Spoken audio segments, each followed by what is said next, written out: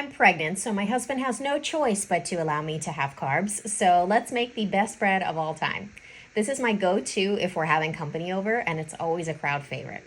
Start by putting 1 teaspoon of sugar in a quarter cup of water, then add 1 packet of active dry yeast and stir. Then in your stand mixer or bowl, add 2 cups of flour, 1.5 cups of whole wheat flour, a half a cup of oats, and 1 teaspoon of salt. Then mix those dry ingredients together. Next, beat 1 egg and add that to your mix. Add 1 cup of milk and that frothy yeast mixture. I try to add these gradually while mixing intermittently.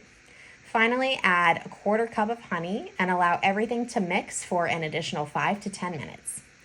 Grease a separate bowl, then add your dough and cover it, then place it in a warm spot for 30 minutes. Next, you're gonna roll it out flat onto a floured surface, then roll it up into a log and connect the ends. You're gonna place your dough in a greased bread tin and cover it again, and set it aside to rise in a warm spot for 2 hours. Preheat your oven to 350, then melt 2 tablespoons of butter and stir in 2 tablespoons of honey, then spread that mixture across the top of your bread.